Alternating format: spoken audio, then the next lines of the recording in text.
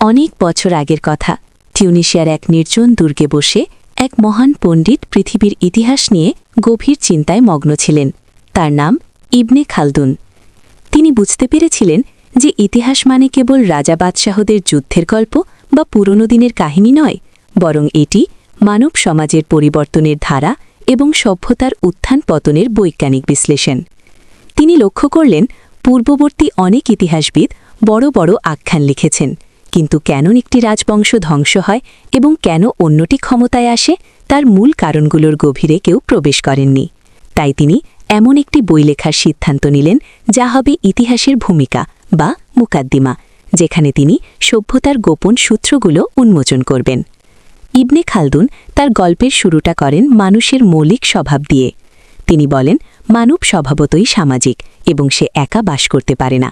বেঁচে থাকার জন্য মানুষের খাবার প্রয়োজন, কিন্তু একজন ব্যক্তির পক্ষে একা প্রয়োজনীয় গম ফলানো, তা মাড়াই করা এবং রুটি তৈরি করা সম্ভব নয়। এর জন্য বহু মানুষের পারস্পরিক সহযোগিতার প্রয়োজন, যেখানে কেউ কামার, কেউ বা ছুতার হিসাবে কাজ করবে, আবার কেউ কৃষিকাজ করবে। আবার বন্যপ্রাণীর আক্রমণ থেকে নিজেকে রক্ষা করতেও মানুষের একে অপরের সাহায্যের প্রয়োজন হয়। বেঁচে থাকার তাগিদে মানুষের এই একে অপরের উপর নির্ভর করে দলবদ্ধ হওয়াটাই হল সভ্যতার জন্মকথা বা ইমরান। তিনি আমাদের পৃথিবীকে 7টি অঞ্চলে ভাগ করে দেখান। তিনি ব্যাখ্যা করেন কিভাবে জলবায়ু বা আবহাওয়া মানুষের চরিত্র ও শারীরিক গঠনের উপর প্রভাব ফেলে। মধ্যবর্তী অঞ্চলগুলোতে, অর্থাৎ তৃতীয়, চতুর্থ ও পঞ্চম অঞ্চলে আবহাওয়া খুব বেশি গরমও নয়, আবার খুব ঠান্ডাও নয়। তাই এখানকার মানুষ শারীরিক ও মানসিকভাবে ভারসাম্যপূর্ণ হয় এবং এখানেই বড় বড় সভ্যতা ও বিজ্ঞানের বিকাশ ঘটে। অন্যদিকে অত্যন্ত গরম অঞ্চল, অর্থাৎ দক্ষিণে, মানুষের মেজাজ কিছুটা হালকা ও আমোদে হয়। পাশাপাশি প্রখর তাপের কারণে তাদের গায়ের রং কালো হয়। তিনি এই ভুল ধারণাটি ভেঙে দেন যে গায়ের রং কোনো অভিশাপের ফল নয়, বরং তা জলবায়ুর স্বাভাবিক প্রভাব। আবার উত্তরের অতিরিক্ত ঠান্ডা অঞ্চলের মানুষের গায়ের রং ফর্সা হয়। খাদ্যের অভাব বা প্রাচুর্য কিভাবে মানুষের শরীর ও মনের উপর প্রভাব ফেলে সে সম্পর্কে তিনি এক চমৎকার ধারণা দেন।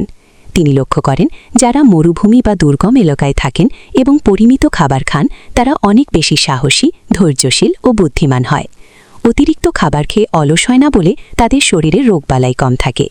এর বিপরীতে যারা শহরের আরামায়েশে থাকেন এবং প্রচুর তেল চর্বিযুক্ত খাবার খান, তারা ধীরে ধীরে দুর্বল ও অলস হয়ে পড়েন এবং তাদের মানসিক সক্ষমতা কমে যায়।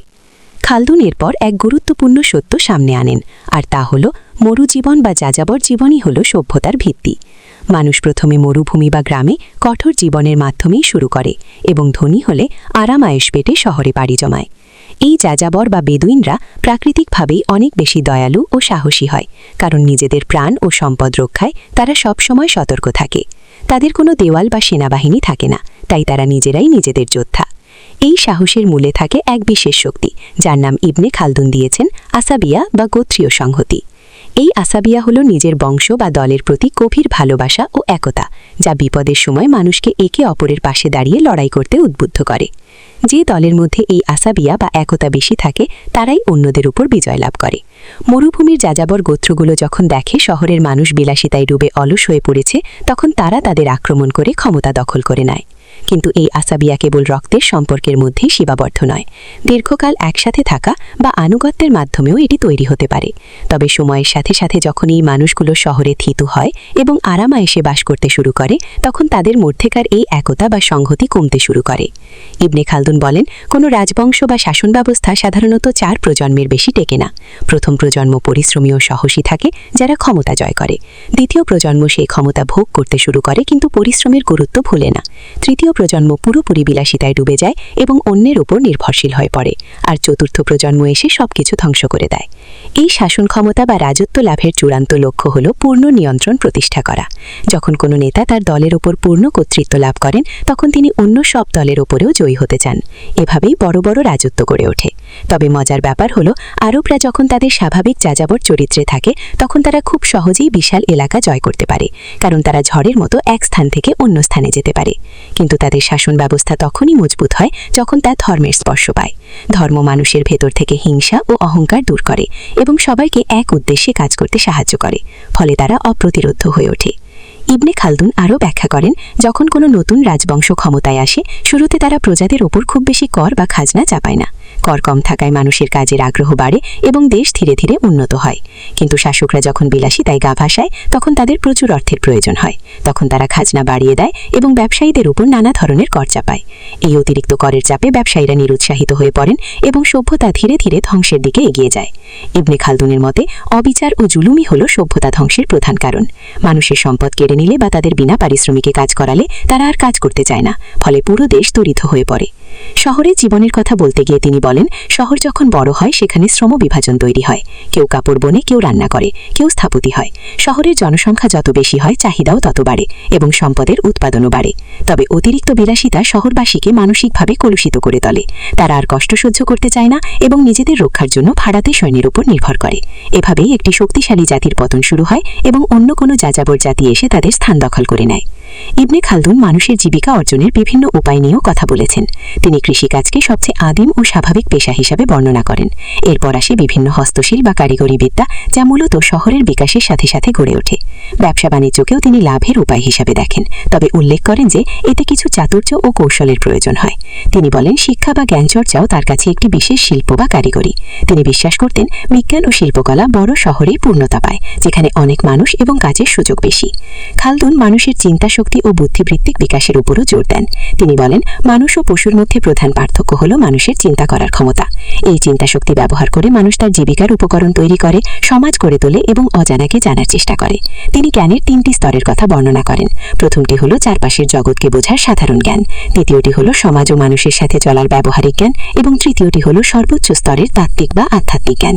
তার মতে জ্ঞান অর্জনের জন্য কেবল বই পড়াই যথেষ্ট নয়, বরং দেশ বিদেশ ভ্রমণ এবং অভিজ্ঞ পণ্ডিতদের সান্নিধ্য লাভ করা অত্যন্ত জরুরি। তার গভীর আলোচনার শেষ পর্যায়ে এসে ইবনে খালদুন মানুষের শ্রেষ্ঠত্বের মূল চাবিকাঠি নিয়ে কথা বলতে শুরু করেন। তিনি বলেন, অন্য সব প্রাণীর চেয়ে মানুষ আলাদা হওয়ার একমাত্র কারণ হল তার চিন্তা করার ক্ষমতা। এই চিন্তা শক্তির মাধ্যমেই মানুষ জীবিকা অর্জন করে, একে অপরের সাথে সহযোগিতা করে এবং মহান আল্লাহকে চেনার চেষ্টা করে। মানুষের এই জ্ঞান অর্জনের প্রক্রিয়াটি একদিনে তৈরি হয়নি, বরং এটি দীর্ঘ ধারাবাহিকতার ফসল। তিনি মানুষের বুদ্ধিবৃত্তিক স্তরকে 3 ভাগে ভাগ করেন। প্রথমটি হল প্রয়োজনীয় কাজ করার উপস্থিত বুদ্ধি, দ্বিতীয়টি হল সমাজ ও মানুষের সাথে চলার অভিজ্ঞতা লব্ধ জ্ঞান এবং তৃতীয়টি হল উচ্চতর সত্য অনুসন্ধানের ক্ষমতা। খালদুন এরপর জ্ঞানের বিশাল জগৎ নিয়ে আলোচনা করেন, যাকে তিনি 2 ভাগে ভাগ করেছেন। প্রথমটি হল ঐতিহ্যগত বা ধর্মীয় জ্ঞান, নকলি, যা মানুষ পূর্বসূরীদের কাছ থেকে পায়, যেমন পবিত্র কুরআন, হাদিস ও ইসলামী আইন।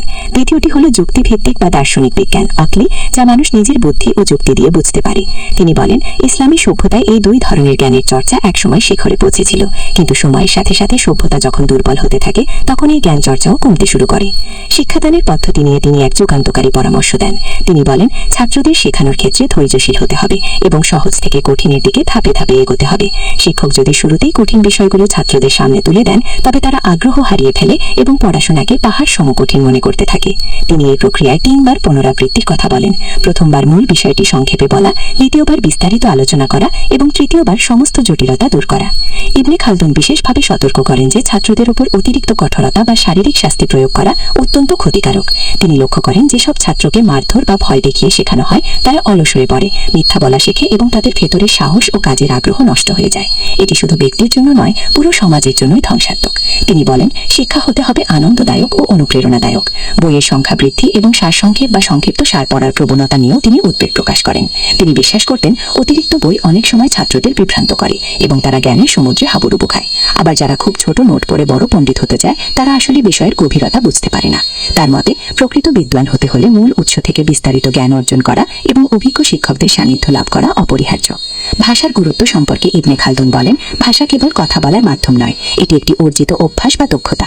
আরবরা যখন মরুভূমিতে ছিল তখন তাদের ভাষা ছিল অত্যন্ত বিশুদ্ধ ও প্রাঞ্জল, কিন্তু যখন তারা বিভিন্ন দেশ জয় করে শহরে বসবাস শুরু করলো এবং অনারবদের সংস্পর্শে এলো, তখন তাদের ভাষা সেই আদি বিশুদ্ধতা কমতে শুরু করলো।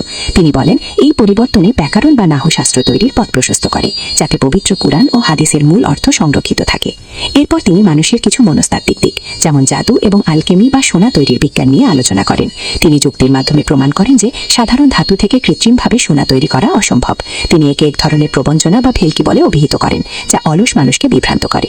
একইভাবে তিনি জ্যোতিষশাস্ত্রের সমালোচনা করে বলেন, তারার অবস্থান দেখে ভবিষ্যৎ গণনা করা কেবল অযৌক্তিকই নয়, বরং তা মানুষের ধর্মীয় বিশ্বাসেও আঘাত হানে।